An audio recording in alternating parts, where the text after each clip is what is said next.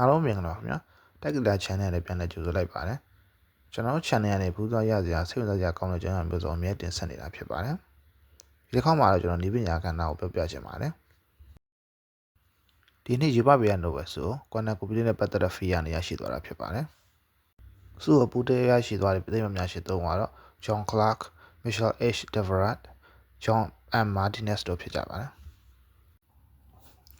သူတို့ဆုရသွားတဲ့အကြောင်းကတော့ quantum mechanical dynamics နဲ့ energy quantization တို့ electric circuit တွေမှာရှိရဲဆိုတာကိုတွေ့ရှိခဲ့တာဖြစ်ပါတယ်။ဆိုလိုတာကတော့ quantum theory ဟာသေးငယ်တဲ့အနုလောကအမှုန်လောကအတွက်သာမဟုတ်ဘဲနဲ့လူတွေဖန်တီးထားတဲ့အကြီးစားလျှက်စစ်ကိရိယာအတွင်းမှာအသက်ဝင်နိုင်တယ်ဆိုတာကိုသတ်သိပြနိုင်ခဲ့တာဖြစ်ပါတယ်။ဒီနေ့ရှင်းအောင်ပြောရင် quantum tunneling ဆိုတာကတော့ quantum physics အမှုန်ယူပပေးတာမှာအရန်ကိုသေးငယ်တဲ့ particle တွေကပုံမှန်မဖြတ်နိုင်တဲ့တာစီတစ်ခုကိုဖြတ်ပြီးနောက်တစ်ဖက်ကူးသွားနိုင်တာမျိုးဆိုလိုတာဖြစ်ပါတယ်။ခုဆွေးရပါပြန်တဲ့၃ယောက်ကတော့ဒီဖြစ်စဉ်မျိုးကကြတော့အရန်သေးတဲ့အမှုန်တွေမှာပဲဖြစ်နေတာမဟုတ်ဘူးပေါ့နော်ဒါလိုမျိုး super conducting circuit လူလက်နဲ့ကင်လို့ရတဲ့ circuit တွေမှာပါဖြစ်နိုင်တယ်ဆိုတာသူသက်သေပြနိုင်ခဲ့တာဖြစ်ပါတယ်သူတို့စသတ်မှုမှာအသုံးပြုကြရတော့ Josephson junction လို့ခေါ်ပြီးတော့ quantum computer တွေမှာအသုံးပြုတဲ့ qubit တွေအခြေခံဖြစ်ပါတယ်သူတို့ဖွဲ့အတွက်ရှိကြောင်းเนาะဒီ super conducting qubit တွေကိုဖန်တီးနိုင်ခဲ့ပြီးတော့ကျွန်တော် quantum computer တွေဖြစ်လာတဲ့ foundation မှာအများကြီးအသုံးဝင်ခဲ့တယ်လို့ပြောလို့ရပါတယ်အဲ့တော့အနှစ်ချုပ်ပြောရလို့ရှိရင် quantum theory ကသိငယ်တဲ့လောကတစ်ခုအတွက်တည်းမဟုတ်ဘဲနဲ့တခြားလူတွေလက်နဲ့ကင်လို့ရတဲ့လျှက်စစ် circuit တွေတက်ရောက်တယ်ဆိုတာကိုသက်သေပြနိုင်ပေးခဲ့တာဖြစ်ပါတယ်ဒီလိုမျိုးဆုရဝါတာကိုကြည့်လို့ရှိရင် quantum computer ဒီနေ့ခေတ်ကမ္ဘာမှာတဖြည်းဖြည်းနဲ့အရေးပါလာတော့တွေ့ရမှာဖြစ်ပါတယ်ဒါကြောင့်ကျွန်တော် quantum computer ဆိုတာဘာလဲဆိုတော့ကြည့်ကြအောင်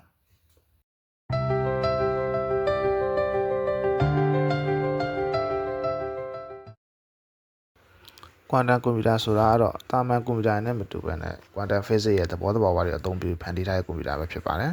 ။ quantum computer တွေကတာမန်သုံးတဲ့ computer တွေတွက်ချက်မှုပေါင်းအစပေါင်းများစွာပိုမြန်ပါတယ်။တာမန် computer တွေတွက်ချက်တဲ့နေရာမှာသုံးတဲ့ bit 0 1တွေကိုမသုံးဘဲနဲ့ quantum bit တွေကိုသုံးတာဖြစ်ပါတယ်။ quantum computer ရဲ့အလုပ်လုပ်ဖို့အတွက်အဓိကအခြေခံထားတဲ့ quantum physics ကတော့1900နဲ့1930ပြည့်နှစ်တွေမှာနာမည်ကြီးသိပ္ပံပညာရှင်ဖြစ်တဲ့ Niels Bohr, Einstein, Max Planck, Wolfgang Pauli Heisenberg, Schrödinger တို့မျိုးစရှိတဲ့ယူပပညာရှင်တွေကနေစတင်ပေါ်ပေါက်ခဲ့တာဖြစ်ပါတယ်။ quantum computer ရဲ့အစကတော့1981မှာယူပဗေဒနိုဘယ်ဆုရပညာရှင် Richard Feynman ကနေစပြီးတော့ပုံမှန် computer အနေနဲ့ quantum ယူပဗေဒစနစ်တွေကို simulation လုပ်တဲ့နေရာမှာကန့်သက်တယ်အများကြီးရှိရပါတော့။ထိထိရောက်မလုပ်နိုင်ဘူး။ quantum computer တွေပို့ပြီးတော့ထိထိရောက်လုပ်နိုင်နိုင်မယ်လို့သင်ပြသုံးသပ်ခဲ့ရနေပြီစတယ်လို့ဆိုနိုင်ပါတယ်။ Richard Feynman စပြီးစဉ်းစားခဲ့တာကတော့လက်ရှိ computer တွေမှာသုံးနေတဲ့ transistor တွေကိုဘယ်လောက်ထိသေးသေးလုပ်နိုင်မလဲဆိုတဲ့မေးခွန်းကိုမေးခဲ့တာပဲဖြစ်ပါတယ်။ခုကျွန်တော်တို့သုံးနေတဲ့ computer တွေက processor တွေက transistor တွေတော့เนาะအဲ့ transistor တွေကအခြေခံမှာတော့လျှက်စစ်အဖွင့်ပိတ်ခလုတ်ပဲဖြစ်ပဲเนาะကျွန်တော်မီးခလုတ်လိုပဲ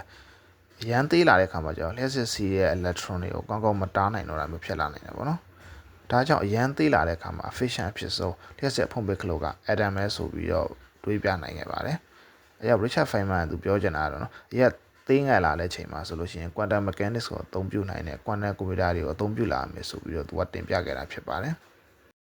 1985ခုနှစ်မှာတော့ပညာရှင် David Deutsch ကရုပ်ပိုင်းဆိုင်ရာပြုမှုပုံတွေကို simulate လုပ်ပုံစံတွေဖော်ပြနိုင်တဲ့ quantum computer ယူစပုံစံစနစ်တကျပုံဖော်တင်ပြနိုင်ခဲ့ပါတယ်1994ခုနှစ်မှာတော့ပညာရှင် Peter Shor's algorithm ကိုဖန်တီးနိုင်ခဲ့ပါတယ်အဲ့ဒီ algorithm က quantum computer တွေရောများပြားတဲ့ကိန်းဂဏန်းကိုတာမန် computer ထက်ပိုပြီးလျင်လျင်မြန်မြန်တွက်ချက်နိုင်တာကိုခန့်မှန်းနိုင်ခဲ့ပြီးတော့ပုံမှန် computer တွေမှာသုံးတဲ့လုံခြုံရေးစနစ်တွေကို quantum computer ရဲ့လက်ကူချိုးဖျက်နိုင်မှာကိုလည်းခန့်မှန်းတင်ပြနိုင်ခဲ့ပါတယ်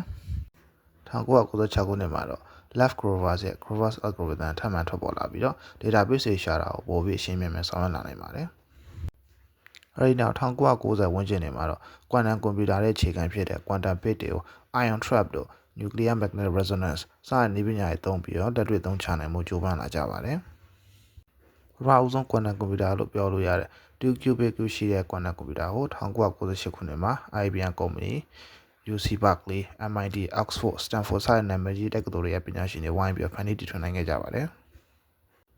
2010လောက်မှာတော့ quantum computer တွေထုတ်လုပ်ဖန်တီးနိုင်မှုကအရှိန်အများမြင့်လာပြီးတော့နာမည်ကြီးကုမ္ပဏီမြောက်များနဲ့အပြိုင်ဆိုင် quantum computer တွေထုတ်လုပ်လာကြပါတယ်။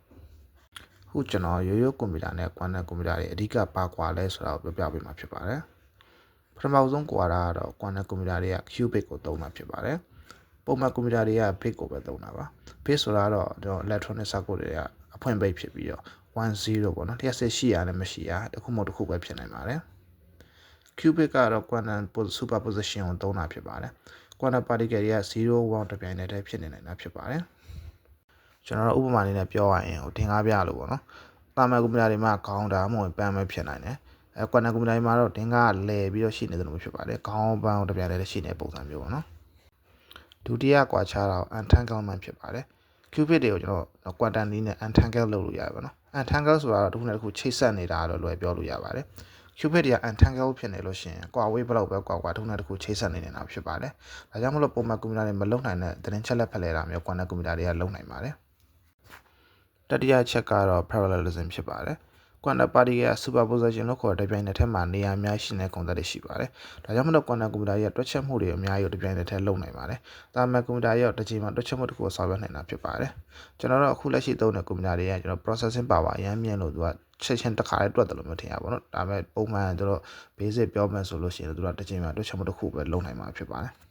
ကွန်နက်ကွန်ပျူတာဘယ်လောက်မြန်လဲဆိုလို့ရှိရင်ဥပမာနဲ့ကျွန်တော်စန္ဒာတူကုမ္ပဏီကကွန်နက်ကွန်ပျူတာတာမန်ကွန်ပျူတာဆိုလို့ရှိရင်နှစ်ပေါင်းများစွာကြာမဲ့ Gaussian boson sampling ကိုမိနစ်ပိုင်းနဲ့လုပ်ပြသွားနိုင်တာဖြစ်ပါတယ်ကွန်နက်ကွန်ပျူတာတွေကတာမန်ကွန်ပျူတာတွေပေါ်မှာအရာအားလုံးပတ်ပေါင်းစုံတာနေတယ်လို့ထင်ရတယ်ပေါ့နော်ဒီလိုမျိုးကြည့်လို့ရှိရင်ဒါပေမဲ့လက်ရှိချိန်မှာတော့အားနည်းချက်တွေလည်းအများကြီးရှိနေတာတွေ့ရမှာဖြစ်ပါတယ်ဟိုလောလောဆယ်လက်ရှိချိန်မှာကွန်နက်ကွန်ပျူတာရဲ့အကြီးမားဆုံးအားနည်းချက်ကတော့အခုချိန်မှာသူတို့စမ်းသပ်ဆဲကာလပဲရှိသေးတာပေါ့နော်။ကြောက်တွက်ချက်မှုတွေကိုမြန်မြန်ဆန်ဆန်လုပ်ပြနေတယ်ဆိုပေမဲ့တကယ်လက်တွေ့မှာတော့အစမ်းသပ်ခံကာလပဲရှိသေးတယ်ပေါ့နော်။အဲတော့ဒါတွေအခုသုံးနေတဲ့ကွန်ပျူတာရဲ့လုံးဝတော့လူတိုင်းအိမ်မှာသုံးဖို့အလုပ်တွေကြောင်းတွေမှာကင်ပြီးသုံးနိုင်ဖို့လူတိုင်းတတ်နိုင်တဲ့ဈေးနဲ့ရလာဖို့ကတော့အကြိုက်ဆောင်အောင်မှာပဲဖြစ်ပါတယ်။နောက်အားနည်းချက်တစ်ခုကတော့အခုချိန်လေးကွန်နက်ကွန်ပျူတာတွေကိုဖန်တီးထားတဲ့ပုံစံဒီဇိုင်းတွေကလုံးဝအနုစိတ်ပြီးထိခိုက်မခံတာဖြစ်ပါတယ်။ဒါကြောင့်မို့ကျွန်တော်အခုသုံးနေကျွန်တော် laptop တွေပေါ့နော်အခုလူတိုင်းသုံးနေ laptop တွေလိုမျိုးအသားလေးခောက်ယူသွားပြီးကြိုက်တဲ့နေရာမှာသုံးနိုင်ဖို့ကတော့တော်တော်လေးလှမ်းဝေးပါသေးတယ်နောက်တစ်ချက်ကတော့ quantum computer တွေအလုပ်လုပ်နိုင်ဖို့အတွက်အရန်ကိုအေးတဲ့အခြေအနေမှာထားပေးရမှာဖြစ်ပါတယ်ပေါ့နော်သူတို့နဲ့ quantum particle တွေကတော်တော်အရန် delicate ဖြစ်တယ်ပေါ့နော်အဲ့လိုမျိုးသူတို့ရဲ့ပုံမှန်တိုင်းအလုပ်လုပ်နိုင်ဖို့သူတို့ရဲ့ဒီ line တွေကတည်ငြိမ်တဲ့အမျိုးမှာရှိဖို့အတွက်ကိုကျွန်တော်တို့ absolute 0ပေါ့နော်လုံးဝအဲ့လိုမျိုးအရန်ကိုအေးတဲ့ပူချိန်မျိုးမှာထားပေးနိုင်အောင်ဖြစ်ပြီးတော့အမှားတသေးလေးအောင်ဖြစ်ခံလို့မရပါဘူးเนาะဒါလည်းနောက်အားနည်းချက်တစ်ခုပေါ့အဲ့ဒီပြင် quantum computer ကခုသုံးနေတဲ့ computer တွေလုံးဘက်စုံသုံးပုံစံရသေးတာမဟုတ်ဘူးเนาะသူတို့ဖြည့်ရှင်းဖို့ဒီဇိုင်းဆွဲထားတဲ့တစ်ခုပဲသုံးနိုင်တာပဲဖြစ်တယ်ပေါ့နော်ဥပမာကျွန်တော်ပြောရင် cryptograph code ဖြည့်ဖို့လုပ်ထားတဲ့ quantum computer ကုတ်ပဲဖြည့်နိုင်မှာပဲနောက်ပြီးတော့ molecule တွေအလုပ်လုပ်ပုံလေ့လာဖို့လုပ်ထားတဲ့ quantum computer ကအဲ့ molecule တွေကိုပဲလေ့လာနိုင်မှာတခြားတွေမလုပ်နိုင်ဘူးအခုချိန်မှာတော့နာမည်ကြီး computer နဲ့ IT ကုမ္ပဏီတွေဖြစ်တဲ့ IBM Google Intel Microsoft စတဲ့ကုမ္ပဏီတွေပါဝင်တခြားနည်းပညာကုမ္ပဏီမြောက်များတာကျွန်တော် quantum computer နဲ့ပတ်သက်တဲ့ဥပဒေတွေကိုအပြိုင်ဆိုင်လုပ်နေကြတာဖြစ်ပါတယ်အဲ့ဒါဆို quantum computer တွေကဘယ်နေရာမှာသုံးဝင်မလဲပေါ့နော်သူတို့သုံးဝင်တဲ့နေရာတွေအများကြီးရှိရပေါ့နော်အဲ့ဒီထဲမှာကျွန်တော်တို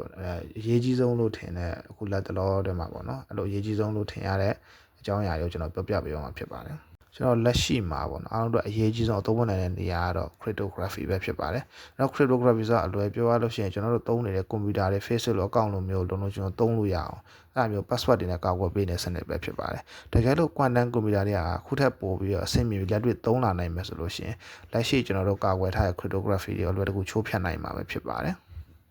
နောက်ထပ်အသုံးဝင်တဲ့ကဏ္ဍတစ်ခုပြောပြရင်တော့ molecule တွေပုံဖော်ကြည့်တာဖြစ်ပါတယ်။လက်ရှိ computer အတွက် molecule ကိုပုံဖော်တာဆိုအရန်ရှုပ်ထွေးရတဲ့အတွက် molecule တွေကျွန်တော်ပညာရှင်တွေလို့တို့မျိုးတိတိကျကျပုံဖော်သိနိုင်ပါတော့။ quantum computer တွေကပို့ပြီးအဆင့်မြင့်တဲ့အတွက် molecule တွေပို့ပြီးစနစ်ကျပုံဖော်နိုင်မှာဖြစ်ပါတယ်။ဒါကြောင့်အဲ့ဒါအောင်မြင်သွားလို့ရှိရင်ကျွန်တော်တို့အခုလူတွေသုံးနေဆေးပါးတွေပို့ပြီးထိထိရောက်သုတေသနပြုလုပ်လာနိုင်မှာဖြစ်ပါတယ်။ကျွန်တော်ဥပမာကင်ဆာယောဂသုတေသနကူးစက်ယောဂကာကွယ်ဆေးသုတေသနဒါတွေကအရှင်းဟုံးမြင့်ဆောင်ရွက်လာနိုင်မှာပဲဖြစ်ပါတယ်။ပြီးတော့ quantum computer တွေကဈေးကွက်တွေစီးရင်စရာ database တွေကိုလည်းတာမန် computer နဲ့ပို့ပြီးမြန်မြန်ဆန်တိကျတွက်ချက်ပေးနိုင်ပါတယ်။ဒါကြောင့် quantum computer တွေကဒီထက်ပိုပြီးတွင်ကျယ်လာမယ်ဆိုလို့ရှိရင်စီးပွားရေးတို့ stock market တို့မှာကြီးမားတဲ့ပြောင်းလဲတွေမြင်တွေ့နိုင်ရမယ်လို့ယူဆလို့ရပါတယ်။အဲ့ဒီပြင် quantum computer တွေကလက်ရှိခေတ်စားနေတဲ့ AI တွေကိုလည်းအများကြီးတိုးတက်လာအောင်ဆောင်ရွက်ပေးနိုင်မယ်လို့ယူဆလို့ရပါတယ်။ AI တွေကို data set တွေနဲ့ train တဲ့အခါမှာကျွန်တော်ပုံမှန် computer နဲ့ဆိုလာနဲ့ချီပြီးတော့ train ရမယ်ပေါ့နော်။အဲ့ဒီ quantum computer တွေသုံးနိုင်လို့ရှိရင်ကျွန်တော်ရက်ပိုင်းနဲ့ပြီးအောင်ဆောင်ရွက်ပေးနိုင်မယ်လို့လည်းပညာရှင်တွေကခန့်မှန်းနေကြပါတယ်။အဲ့လိုအောင်မြင်လာတော့ကျွန်တော်တို့ robotics ပေါ့နော်အခုတုံးနေစိတ်ရုပ်တွေပြီးတော့ကြတော့လူမဲ့ကားတွေပေါ့နော်ဒီလို driverless ကားတွေပို့ပြီးအဆင့်မြင့်လာမယ်လို့ယူဆလို့ရပါတယ်ကျွန်တော်နောက်ထပ်ယူပဗေဒဆိုင်သုတေသနတွေဖြစ်တယ်နော်စကြဝဠာကြီးကိုလေ့လာရတာဂျိုတွေရဲ့လေပတ်ပုံတွေနောက်ပြီးတော့အာကာသအကြောင်းကိုလေ့လာတာဒါတွေမှလည်းအများကြီးထောက်ကူဖြစ်လာမှာဖြစ်ပါတယ်